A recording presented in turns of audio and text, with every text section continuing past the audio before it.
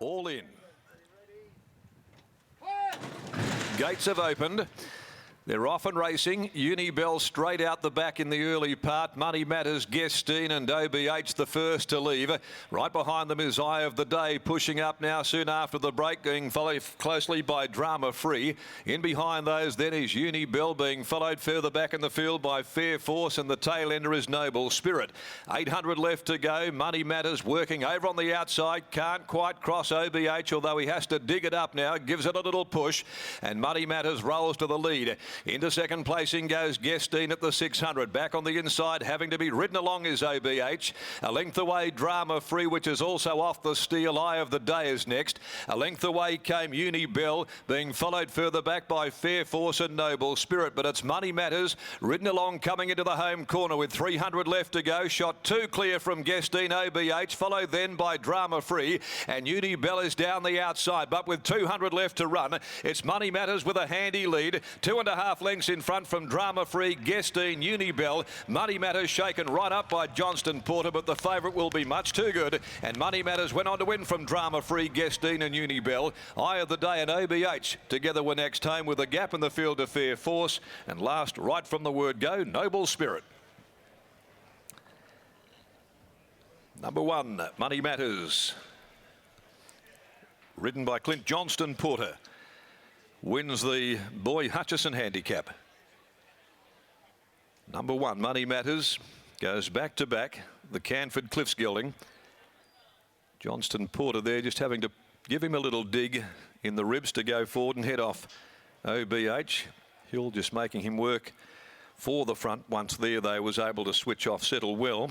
Drama Free finishes on nicely. Guestine battles away after breezing, and Unibell worked home into 4th place. OBH just struggled from about the 600 metre mark. Money Matters is raced by Rene Durant, by Canford Cliffs. Out of the Danehill mare, Ms Nichols, and now has made it 3 wins from 6 starts. Trained by Adam Durant, the winning rider Clint Johnston Porter. Scored by a length and a half, with 1 length second and third in 1:10.28. So they punched out some time, 1:10.28, and the run home 35.38. The runner-up, Drama Free, by Galar from High Drama, for Jeff and Mavis Pike, a 3-year-old gelding, trained by Jeff Pike and ridden by Troy Turner. Third, number 6, Guestine, by Red Hot Choice, out of the Metal Storm mare Lassien, owned by Lex and Shirley Piper, trained for them by Lou Luciani, with Jason Whiting there in the saddle. 1:3.68, Unibell officially 4th. Race 2, the Tab Touch West Speed Platinum Maiden, 1100 is the distance of the next at 17 minutes after 1 o'clock. So back to back, almost lapped them last start at Bunbury. The margin wasn't anywhere near as great today. Had to work though, and of course continues on a strong family. This, a half to 6 winners, and it's certainly doing its role too, and improving that pedigree along the way. Let's go downstairs. Here's Brittany, and she's with the winning trainer, Adam Durant.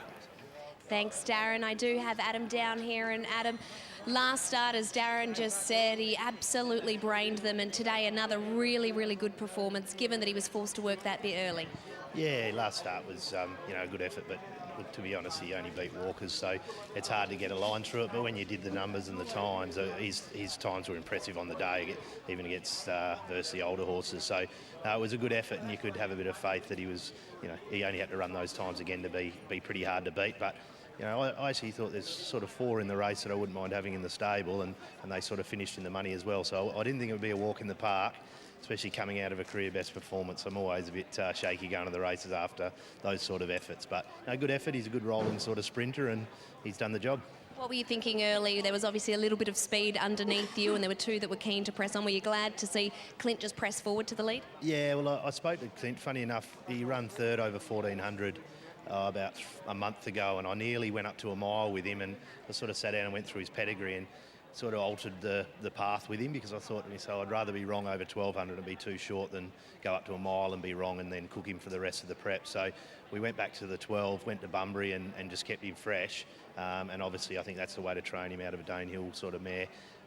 So, you know, I was pretty keen to, so I said to Clint, just get him rolling. He's a bowling sort of horse. He probably will get 14 or even scrape a 16, but I think he's more of a, you know, let him run sprinting sort of type and get them out of their comfort zone. So it didn't work out too bad, even though he had to do that bit of work.